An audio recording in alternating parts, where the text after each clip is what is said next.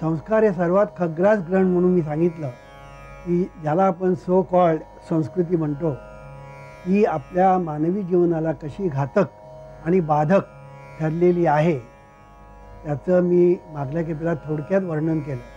आणि ह्याच्यावर उपाय काय तोही मी सांगितला. जिथे अपाय तिथे उपाय असतो आणि म्हणून याच्यावर उपाय म्हणजे मानवी संस्कृती हा त्याच्यावरचा उपाय. आणि ही जी मानवी संस्कृती जी आहे ती मानवी संस्कृती एक देव तो जीवनविद्येने सांगितलेला, एक धर्म जो जीवनविद्येने सांगितला, तो कुठला सांगितला? जीवन धर्म किंवा मानव धर्म किंवा विश्वधर्म हा धर्म. आणि देव एक म्हणजे मागल्या खेपेला मी सांगितलं divine power with divine intuition and bliss is God.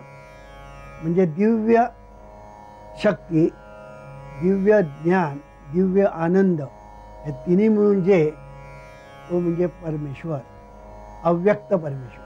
आणि व्यक्त परमेश्वर म्हणजे मागल्या खेपेला मी सांगितलं की तो व्यवस्था रूपाने संपूर्ण विश्वामध्ये जसा व्यापून राहिलेला आहे व्यवस्था रूपाने, त्या व्यवस्था रूप म्हणजे परमेश्वर. हे मी जे सांगितलं त्याच्यामध्ये तुमच्या ध्यानात येईल की सर्व लोकांसाठी धर्म एक आहे आणि सर्व लोकांसाठी देव एक आहे. आणि मागल्या खेपेला मी सांगितलं की ह्याच्यावर संस्कृती ज्याला आपण म्हणतो, ती संस्कृती या दोन पायावर म्हणजे देव आणि धर्म ह्याच्यावर जेव्हा संस्कृती अधिष्ठित होते तेव्हा ती खरी मानवी संस्कृती असते. आणि म्हणून या मानवी संस्कृतीतून जे संस्कार केले जातील ते संस्कार मानवी जीवनाला साधक, पोषक आणि उपकारक ठरतील. आणि म्हणून ही जी मानवी संस्कृती आहे तिचे मी 5 पैलू सांगितले. पहिला पैलू म्हणजे समता, दुसरा पैलू म्हणजे सभ्यता, नंतर सामंजस्य, मग सहिष्णुता आणि मग समाधान. हे 5 पैलू मानवी संस्कृतीचे हे मी सांगितले. आणि ही पहिला पैलू म्हणजे समता. ही जी समता ज्याला आपण म्हणतो, ही समता ज्या तऱ्हेने आपण अपेक्षित करतो किंवा ज्या तऱ्हेने लोक सांगतात तशा तऱ्हेची समता कधीही निर्माण होणं शक्य नाही, आतापर्यंत झालेलं नाही, याच्यापुढे होणार नाही. कारण का समता नावाची जी गोष्ट आहे ती मुळातच आज आपण जर जगामध्ये पाहिलं, विश्वामध्ये पाहिलं तर कुठेही समता नावाची गोष्ट दिसत नाही. माणसं एकमेकांपेक्षा वेगळी ती सारखी दिसत नाहीत. झाडाची पानंसुद्धा सारखी नाहीत. सगळे पक्षीसुद्धा, सगळे कावळे जरी घेतले तरीसुद्धा ते सारखे दिसत नाही. सगळ्या चिमण्यासारख्या दिसत नाही, सगळी माणसं दिसत नाही, पशु दिसत नाही, पक्षी दिसत नाही, काहीच एकासारखं दुसरं नाही. ही जी विविधता आहे ही विविधता विश्वामध्ये आहे आणि नैसर्गिक आहे, पद्धतशीर आहे आणि तो व्यवस्थेचा भाग आहे. आता हे कसा व्यवस्थेचा भाग आहे वगैरे ते मी पुन्हा कधीतरी सांगेन, पण हा सगळा व्यवस्थेचा भाग आहे. आणि म्हणून सगळे जर सारखे असते ना तर हे जगच चाललं नसतं. सगळे सारखे बुद्धीचे जगच चालणार नाही. सगळे सारखे कर्तृत्वाचे जगच चालणार नाही. सगळ्यांची विचार करण्याची पद्धत सारखी चालणारच नाही. ज्याला विविधता आपण म्हणतो, विविधता हा व्यवस्थेचा एक भाग आहे. आणि म्हणून आज जगामध्ये तुम्हाला कुठेही गेला तरी विविधता सापडेल. तुम्ही चीनमध्ये जा, अमेरिकेमध्ये जा, इंग्लंडमध्ये जा, रशियात जा, जगाच्या वाटेवर तुम्ही कुठेही जा तुम्हाला विविधता दिसेल आणि विषमता दिसेल, दोन्ही दिसेल. विविधता दिसेल आणि विषमता दिसेल. आता ही विषमता जी आहे ही विषमता मानव निर्मित आहे का निसर्ग निर्मित आहे हा एक महत्त्वाचा प्रश्न आहे. आणि म्हणून मानव निर्मित विषमता हे विष आहे आणि नैसर्गिक पद्धतीने जी विषमता जी आहे ते अमृत आहे. हे आपण पहिलं लक्षात ठेवलं पाहिजे. आणि म्हणून मी पहिलं सांगितलं की पहिली म्हणजे समता. की समता ज्याला आपण म्हणतो ना, समता म्हणजे काय की सर्व आपण माणूस आहोत हे प्रत्येक माणसाने पहिलं लक्षात ठेवलं पाहिजे. मी माणूस आहे आणि मी माणसासारखं वागलं पाहिजे हे दुसरं. इथे समता येते. इथे समता येते की आपण सगळी माणसं आहोत. सगळे आपण सारखी व्यवस्था आपण पहा ना, जगातील प्रत्येक माणूस, तो गोरा असेल काळा असेल तो भाग वेगळा, पण माणूस म्हणून जी व्यवस्था जी आहे ती सर्व ठिकाणी सारखी आहे. हे जर आपण पाहिलं तर आपल्या ध्यानामध्ये येईल की माणूस म्हणून आपण सगळे सारखे आहोत. आणि म्हणून प्रत्येकाने पहिलं आपण माणूस आहोत हे लक्षात ठेवलं पाहिजे, माणसासारखं वागलं पाहिजे. दुसरं, आता आपण जर विचार केला तर आपल्याला असं दिसून येईल की दुसरं पैलू म्हणजे सभ्यता. सभ्यता हा दुसरा पैलू आहे. आता सभ्यता कशाला म्हणतात की ज्या वेळेला एक माणूस दुसऱ्या माणसाकडे माणसासारखा वागत नाही तेव्हा त्याला असभ्यता म्हणतात, आणि एक माणूस दुसऱ्या माणसाकडे माणसासारखा वागतो तेव्हा त्याला सभ्यता म्हणतात. म्हणून आपण जीवन जगत असताना आपल्या ठिकाणी सभ्यता आहे का असभ्यता आहे ज्याने त्याने पाहू, हे ज्याने त्याने पाहू की आपण सभ्यतेने आपण पाहतो का असभ्यतेने पाहतो, आपण माणसासारखे वागतो का पशुसारखे वागतो, हे प्रत्येकाने पाहू. आणि म्हणून जीवनविद्या असं सांगते की सभ्यता ज्याला असं म्हणतात, या सभ्यतेमध्ये आपण दुसऱ्याकडे पाहताना तो माणूस आहे त्याच्याकडे माणसासारखं वागलं पाहिजे, आणि माणसासारखं आपण ज्याला प्रत्यक्ष वागतो तेव्हा ती सभ्यता असते. प्रत्यक्ष जेव्हा आपण ते आचरण करतो ना तेव्हा ती सभ्यता असते. त्याच्या अगोदर समता असते, आणि आपण जेव्हा वागायला सुरुवात करतो तेव्हा ती सभ्यता असते. आणि म्हणून सगळी माणसं, जगातली सगळी माणसं एकमेकांकडे जर या दृष्टीने पाहू लागली आणि वागू लागली तर जगामध्ये सर्व ठिकाणी कसा आनंदी आनंद होईल. आज जगामध्ये आनंदी आनंद का नाही की आपण एकमेकांकडे भगवंत दृष्टीने तर सोडाच, जे जे भेटे भूत तेथे मानी जे भगवंत वगैरे हे तर सोडाच, ते दिल्ली तो बहुत दूर. आपण म्हणतो ना दिल्ली तो बहुत दूर. आपण अगोदर गल्लीतला विचार करूया मग दिल्लीचा विचार. की गल्लीमध्ये माणूस आपण म्हणून स्वतःला समजत नाही, इकडे आपण सर्व पाहत दिसेल ते भगवंत. कसं शक्य आहे? शक्य नाही. म्हणून पहिला धडा गिरव की मी माणूस आहे, हा पहिला धडा गिरव, मग भगवंत वगैरे सगळं नंतर. कळलं की नाही? आणि म्हणून मी माणूस आहे आणि मी ज्याला माणसासारखा वागायला लागतो तेव्हा ती सभ्यता असते. म्हणून कोणाचा द्वेष न करणं, कोणाचा मत्सर न करणं, कोणाचा तिरस्कार न करणं, सर्वांकडे चांगल्या रीतीने वागणं, सर्वांशी चांगले संबंध ठेवणं, मी मोठा तू कनिष्ठ तो कनिष्ठ, असा भेद आपण ज्यावेळेला करतो तेव्हा ती असभ्यता असते. ती असभ्यता असते. पण ज्या वेळेला आपण एकमेकांकडे सौम्य दृष्टीने पाहतो, सौहार्द दृष्टीने पाहतो, सौजन्याने पाहतो, तेव्हा ते पाहणं वेगळं तरीचं असतं. की तो आपल्यापेक्षा कनिष्ठ प्रत्यक्षामध्ये जरी असला तरी त्याच्याकडे कनिष्ठ म्हणून न पाहता तो माणूस म्हणून पाहणं ही सभ्यता. मी मगाशी सांगितलं विषमता ही आहेच. तुम्ही ऑफिसमध्ये गेलात बॉस असणारच, क्लार्क असणारच, आणि त्या बॉसच्या हाताखाली आणखीन दुसरे कोणतरी असणारच. तर बॉस हा श्रेष्ठच ऑफिसमध्ये, क्लार्क हा कनिष्ठच. पण पाहताना एकमेकांकडे पाहताना बॉसने आपल्या हाताखालच्या लोकांकडे कसं पाहायचं आणि हाताखालच्या लोकांनी बॉसकडे कसं पाहायचं, याच्यामध्ये सभ्यता आहे का असभ्यता आहे हे दिसून येतं. आज आपल्याला असं दिसून येईल की बॉस म्हटलं ना की त्याला असं वाटतं की आपण बॉसिंग केलंच पाहिजे,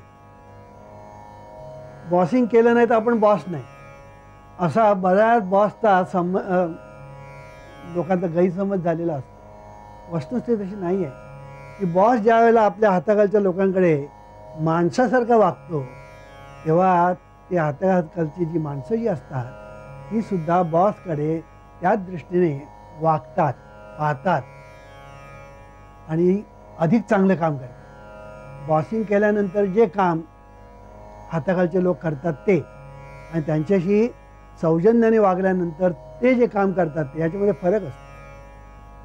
आणि म्हणून सभ्यता ज्याला आपण म्हणतो, ही जी सभ्यता जी आहे ही सभ्यता आपल्या आचरणात दिसून येते. म्हणून आचरणामध्ये माणसाने सभ्य असलं पाहिजे. आणि सभ्यता याचा अर्थ आपण जो साधारणपणे जो करतो तो नव्हे. सभ्यता याचा अर्थ असा की माणसाबरोबर माणूस म्हणून ज्यावेळेला तो प्रत्यक्ष वागू लागतो तेव्हा त्याला मी सभ्यता असं म्हणतो. आणि ही सभ्यता ही अत्यंत महत्त्वाची आहे. म्हणून श्रेष्ठ कनिष्ठ ही वस्तुस्थिती जरी असली तरी त्या दृष्टीने न पाहणं ह्याला सभ्यता असं म्हणतात. वस्तूस मी मागाशी सांगितलं की विषमता हाच मुळी सर्व ठिकाणी ती स्वाभाविकपणे आहे. विषमता, कोण बुद्धिवान आहेत, कोण निर्बुद्ध आहेत, कोण काम करणारे आहेत, कोण काम चुकार आहेत, कोण काम जीव ओतून करतात, तर काम टाळाटाळ कशी करता येईल ते बघतात. अशा तऱ्हेने काम करणारे लोक वेगवेगळ्या प्रकारचे आहेत. पण ते जेव्हा त्याप्रमाणे वागतात तेव्हा त्यांच्याकडे पहिलं माणूस म्हणून जर बघितलं आणि मग त्यांच्यामध्ये सुधारणा करण्याचा जर आपण प्रयत्न केला तर त्याला सभ्यता असं म्हणतो. आता तो आहे ना कामात टाळाटाळ करतो आहे, त्याला फायर करा, त्याला हे करा ते करा, नाही तो टाळाटाळ का करतो, तो असं का वागतो, तो काम चांगलं का करत नाही, त्याच्या अडचणी काय ह्या समजावून घेतल्या पाहिजे बॉसने. खरं सांगायचं म्हणजे बॉसने या अडचणी समजून घेतल्या पाहिजेत की तो असा का वागतो, तर जिथे परिणाम आहे तिथे कारण असतंच. असं जेव्हा बॉस वागतो तेव्हा बॉसकडे सभ्यता असते. आणि बॉस एखाद वेळेला जेव्हा आपल्याला फायर करतो तेव्हा तो का फायर करतो, घरात काहीतरी बिघडलं असेल, बायकोकडे भांडण झालं असेल, काहीतरी त्याच्या मनासारख्या गोष्टी घडल्या नसेल आणि म्हणून तो असा वागला, तर आपण जर दुर्लक्ष करूया त्याला शिव्या देण्यापेक्षा. ही सभ्यता. म्हणजे सांगायचा मुद्दा असा की सभ्यता ज्याला आपण म्हणतो ही सभ्यता म्हणजे कोणाचाही द्वेष न करणे, कोणाचा मत्सर न करणे, कोणाचा तिरस्कार न करणे, आपण इतरांपेक्षा श्रेष्ठ आहोत ही भावना न ठेवणं, तर आपण सर्व सारखेच आहोत ही भावना जोपासणं याला सभ्यता असं म्हणतात. आता तिसरा पैलू म्हणजे सामंजस्य, म्हणजे समजूतदारपणा. साधा मराठी शब्द म्हणजे समजूतदारपणा म्हणजे सामंजस्य. हा जो समजूतदारपणा जो आहे ना हा मानवी जीवनामध्ये फार महत्त्वाचा आहे. म्हणजे वैयक्तिक, कौटुंबिक, सामाजिक, राष्ट्रीय आणि वैश्विक या सर्व ठिकाणी सामंजस्य ज्याला आपण म्हणतो ना त्याचं महत्त्व फार आहे.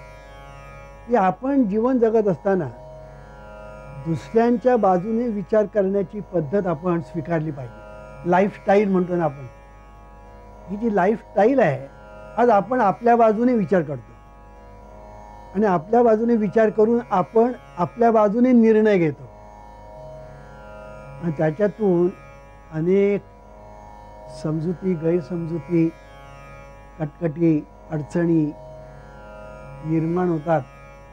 सगळे गैरसमज निर्माण होतात कारण आपण आपल्या बाजूने विचार करतो. आता उदाहरण द्यायचं झालं तर समोरून एक माणूस येतो आहे, तो आपल्या विचारामध्ये गर्क झालेला आहे आणि आपण चाललेलो आहोत, त्याची आपली ओळख आहे पण तो आपल्याला ओळख देत नाही. आपण काय म्हणतो, आपण आपल्या बाजूने विचार केला, अरे माझ्याकडे पाहिलं पण नाही आणि पाहूनसुद्धा त्यांनी दुर्लक्ष केलं आपल्याकडे, हा याला मिजाज चढलेली आहे.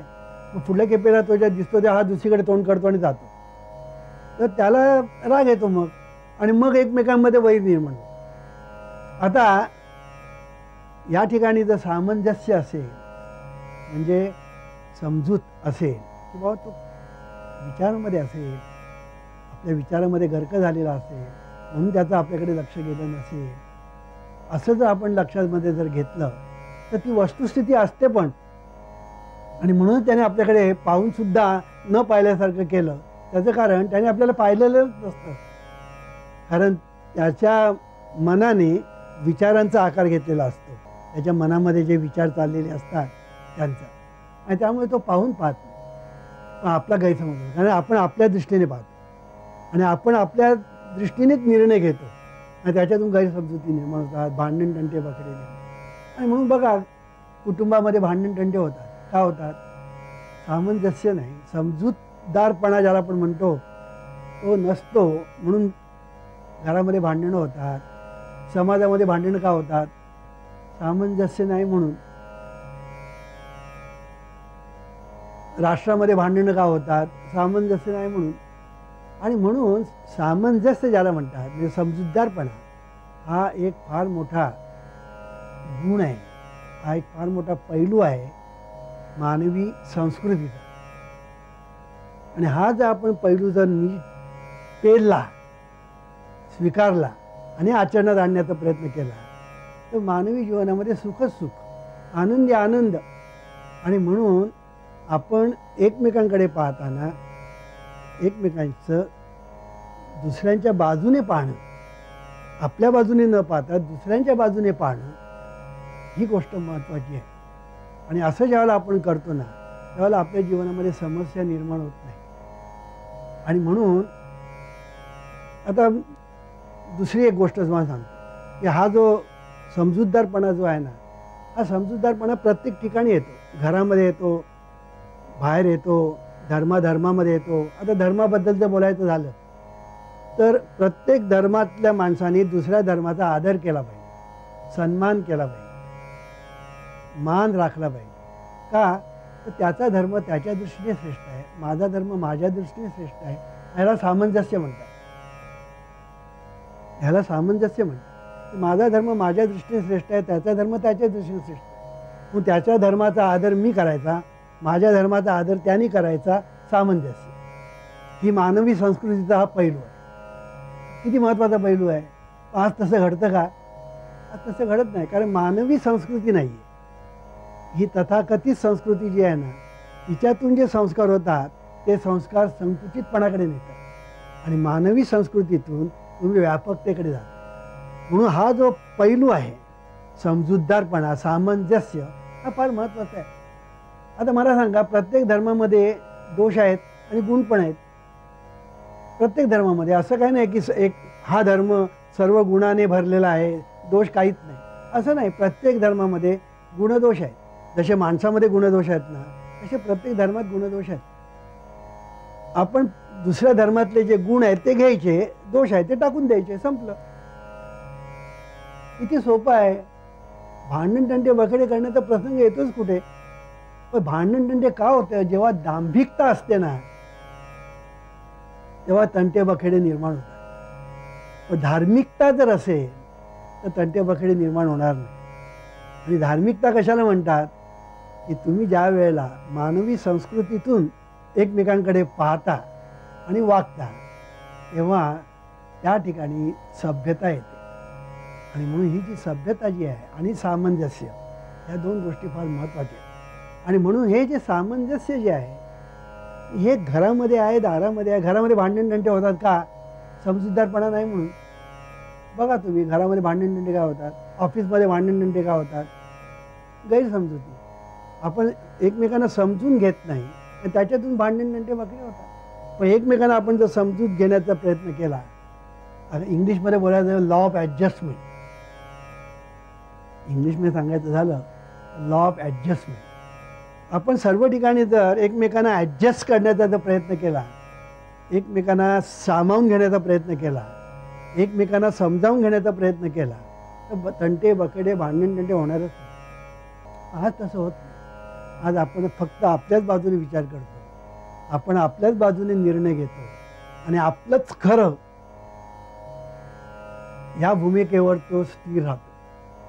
तो असा चुकूनही समजत नाही की बा आपलं चुकलं असेल, दुसऱ्याचं बरोबर असेल, हे त्याच्या कधी लक्षातच येत नाही.